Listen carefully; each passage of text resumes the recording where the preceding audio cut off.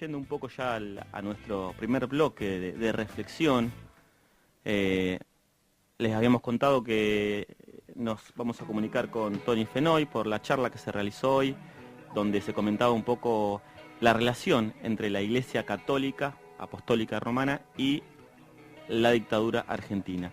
Así que en ese sentido estamos en comunicación ya con Tony Fenoy, que es coordinador del grupo Teología de la Liberación Pichi Mensay Heyer y también integrante del Frente Político y Social Padre Cajade. Hola Tony, buenas tardes. ¿Cómo estás? ¿Qué decís? Buenas tardes. Gracias por llamar. Bueno, gracias por atendernos. Estamos acá, soy Ramiro, estamos con Julia y bueno, queríamos que nos empieces comentando un poco cómo surgió la charla de hoy y más o menos qué puntos estuvieron tocando para, así después nosotros profundizamos con algunas preguntas. Bueno, la charla fue organizada por la Secretaría de Género y la Secretaría de Derechos Humanos de ATE y ellos me llamaron para compartir una mesa con Beatriz Orrac, que estuvo detenida en la época de la dictadura, que era parte del grupo de la Parroquia de las Victorias, la que acá es conocida como la Rosa Mística, pero en esa época era la Parroquia de las Victorias, y también Hugo Bonacino, que fue un ex seminarista de Mercedes, que también contaron sus testimonios. Yo trabajé más la parte más conceptual, la parte más teórica, y ellos dieron una parte más testimonial, ¿no? Sobre todo intentando dejar en claro que la jerarquía de la Iglesia Católica, o parte de esa jerarquía, no toda, pero gran parte de la jerarquía de la Iglesia fue partícipe necesaria, no solo cómplice, fue partícipe necesaria del genocidio, fue partícipe necesaria del terrorismo de Estado. Es decir, sin la pata eclesiástica, los militares no podrían haber hecho lo que hicieron. Por eso a nosotros nos gusta llamar, a mí por lo menos me gusta llamar a la dictadura cívico-eclesiástico-militar, pues fueron tres patas que constituyeron una simbiosis muy fuerte, que fueron una cosa organizada entre las tres, en donde el objetivo era instaurar un proyecto económico neoliberal, de primarización de la economía, de destrucción de la industria nacional. Por otro lado, necesitaban una legitimación teológica de las aberraciones que iban a hacer los militares, de las torturas, de los secuestros, de las desapariciones, de los vuelos de la muerte, de la apropiación de bebés y el robo de bebés. Necesitaban alguien que los legitimara y les hiciera creer que lo que estaban haciendo era bueno y que era para el bien de la nación y de la patria. De eso se ocupó la Iglesia, de elaborar lo que llama Rubén Drí una teología de la muerte. Y los militares fueron el brazo ejecutor, ¿no? Porque ellos, como soldados santos y cristianos, tuvieron esa misión de salvar la nación, ¿no? Bien, Tony, te saluda Julia. ¿Cómo estás? Hola Julia, ¿cómo andas? Y en este sentido, yo la verdad que es la primera vez que escucho como así específicamente, ¿no? Cuál era un poco la labor de la Iglesia ahí. Me parece muy interesante e importante, ¿no? Entenderlo así. Ahora, la Iglesia, ¿cuál era el beneficio? ¿Cuáles fueron los beneficios y cuáles vemos hoy también en esa participación, ¿no? Porque es como ellos dieron, digamos, a la cúpula, digamos, militar, como esa tarea, digamos, y cómo se benefició la Iglesia en sí. A ver, primero la Iglesia siempre fue un actor fundamental en el tema político en nuestro país, desde los comienzos de la argentinidad, digamos, y fundamentalmente después del año 1930 se da una unidad, esta idea de la identidad nacional católico-militar, ¿no? Que se da muy fuerte a partir de esa época. Después, ustedes tienen que pensar que la Iglesia planteó esto como la guerra de Dios contra el demonio. Es decir, Sí. El demonio eran nuestros compañeras y compañeros desaparecidos, a los que llamaban subversivos, infiltrados, terroristas, el monstruo, pusieron distintos nombres, el demonio, ¿no? Entonces lo plantearon como una guerra, ¿no? Como una guerra por la identidad nacional, en donde la Iglesia Católica teóricamente frente al enemigo marxista, ¿no? Como que era un enemigo que iba a destruir nuestra propia identidad, nuestra identidad católica, ¿no? Y sí, un enemigo ateo también, además. sí, pero está bien, es relativo, bueno, es otro tema ese, de si el marxismo es ateo, pero bueno, yo siempre digo que Jesús es el primer marxista y Marx es el primer cristiano, pero bueno, pero es otro tema. Sí. Pero bueno, después por supuesto que sacó sus beneficios, es decir, tenés que pensar que uno de los últimos decretos de Viñones fue todo esto que ahora se está hablando de la plata que el Estado le da a los obispos y a los seminaristas. Todo esto fue uno de los últimos decretos de Viñones antes de terminar la dictadura, ¿no? Antes de que volviera la democracia. Ahí sacó sus beneficios. Los militares le pagaron indudablemente a la institución Iglesia, porque esto también hay que decirlo, ¿no? Porque hay que entender los términos. Una cosa es la institución y otra cosa es el proyecto revolucionario de Jesús, ¿no? El proyecto de Jesús fue un proyecto revolucionario de construcción de una sociedad de iguales, una sociedad igualitaria, fraterna, justa, inclusiva.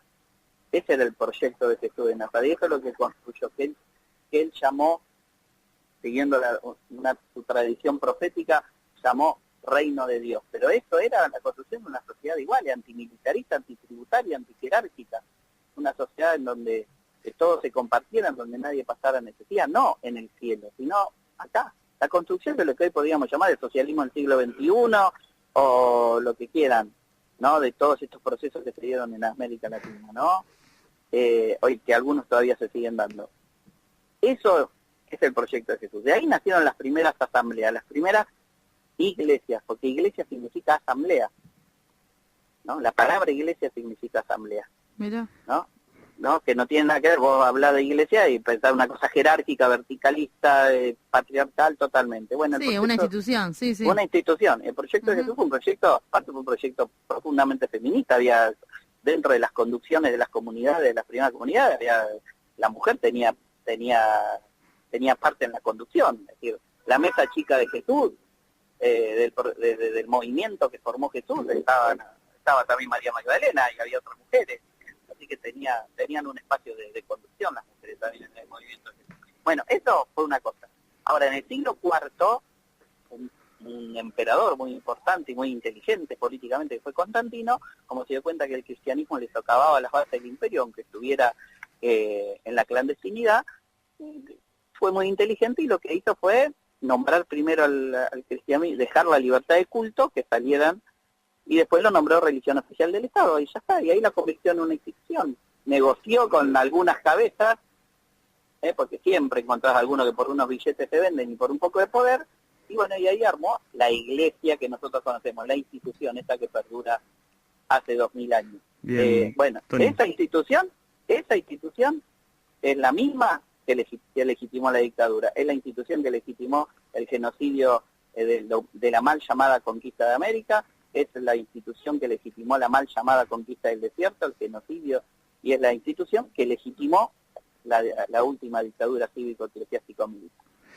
Bien, Tony, pensaba esta charla que se dio acá en la ciudad de La Plata, seguramente estuvo muy signada también, ¿no?, por lo que sucedió en la ciudad y sobre todo, bueno, tenemos muy presente el juicio al cura von Bernich, ¿no? Quería que nos puedas relatar un poco cuáles fueron, digamos, las intervenciones más fuertes de la Iglesia acá en la ciudad de La Plata durante la dictadura. Acá en la ciudad de La Plata tuvimos un arzobispo que era el amigo personal de Camps, que era Plaza.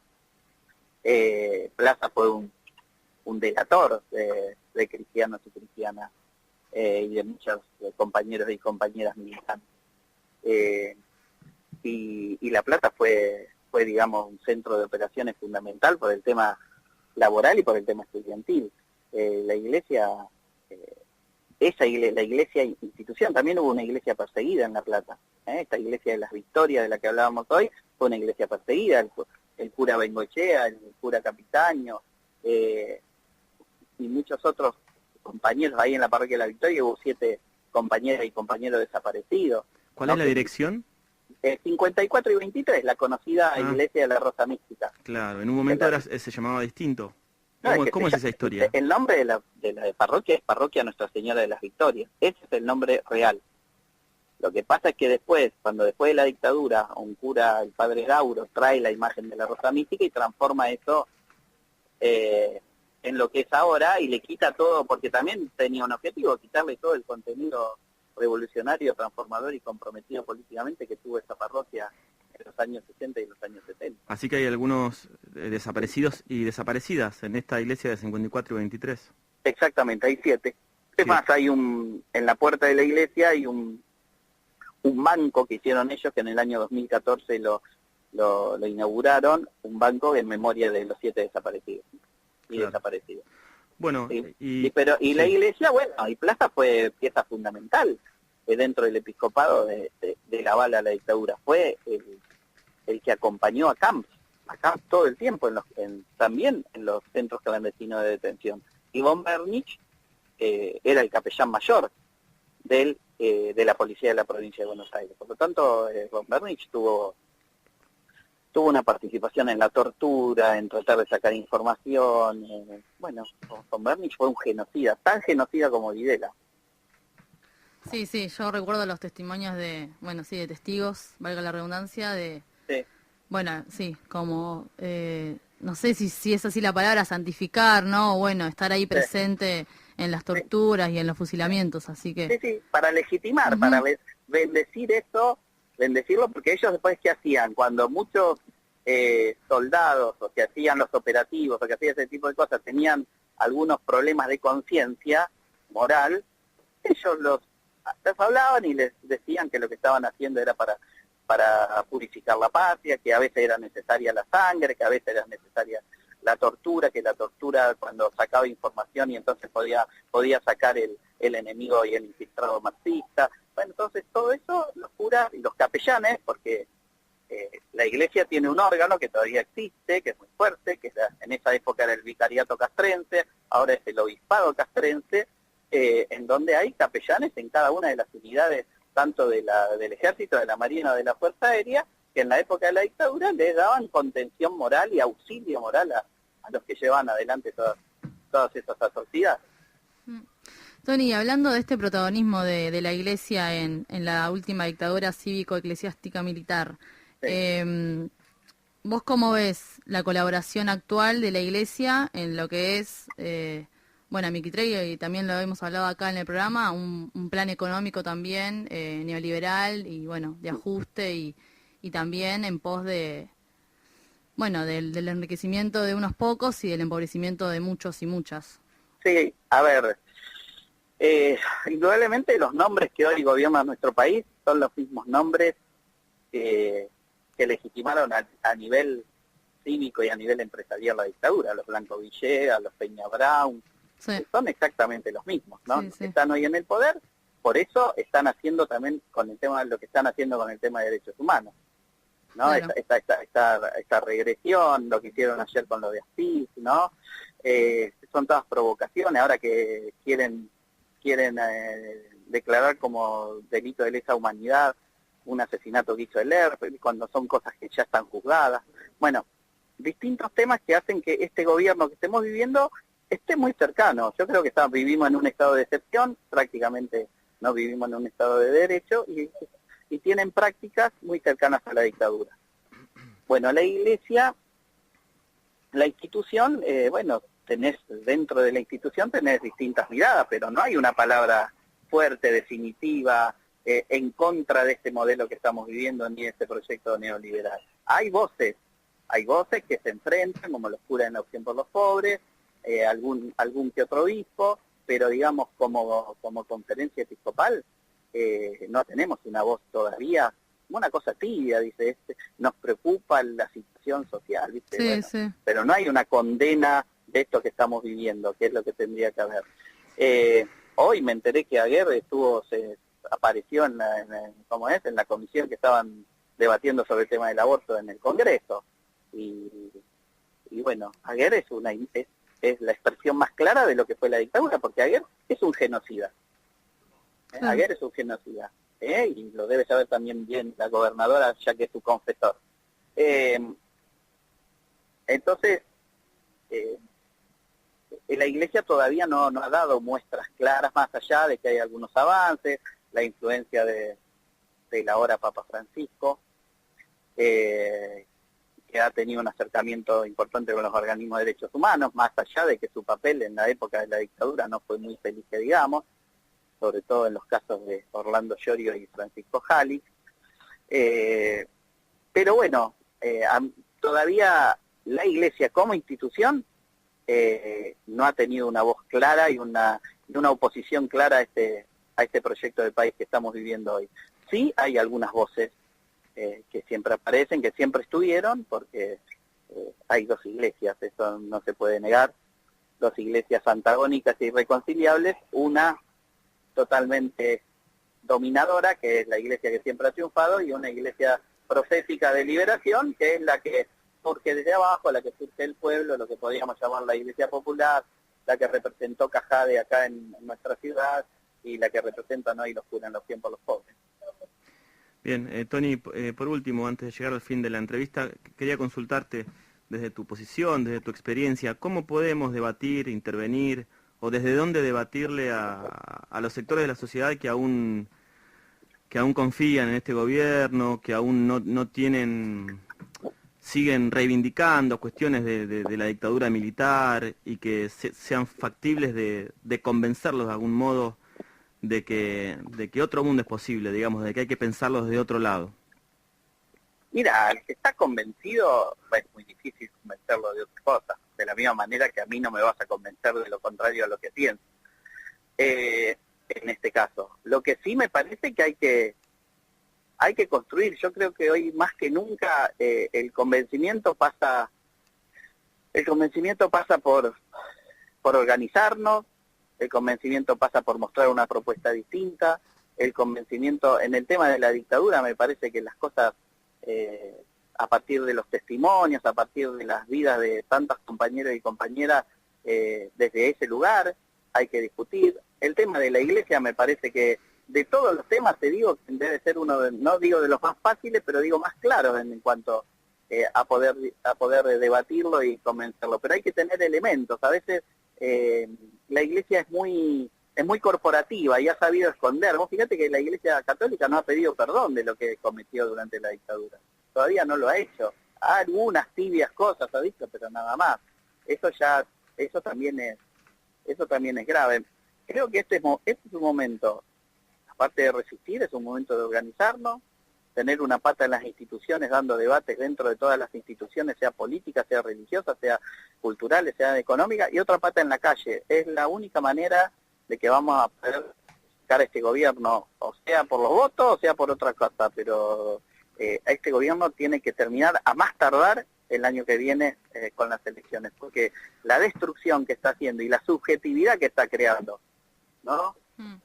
Sobre todo en todo el tema represivo, porque hoy estamos viviendo una represión legitimada, en muchos casos muy similar a la dictadura, ¿no? Con lo que está pasando con nuestros pibes y nuestras pibas que matan por la espalda, con lo que pasa en las comisarías, con las torturas que hay. Están cebados, las fuerzas de seguridad están totalmente cebadas, legitimadas por el discurso oficial, y nosotros a eso le tenemos que volver a oponer. Yo decía ayer en el programa de La Pulseada, leía una cosa y decía, a la doctrina Chocobar le tenemos que oponer la doctrina Cajade, ¿no? La doctrina Cajade que decía, la primera seguridad es la del abrazo, es la de la ternura, es la del guardapolvo blanco, es la de la salud, es la de la educación, es la del trabajo para el papá y la mamá. Y si el Estado no garantiza esa seguridad, nunca ninguno de nosotros va a tener seguridad. Y ellos, los ricos, para los que gobierna este modelo, tampoco va a tener seguridad.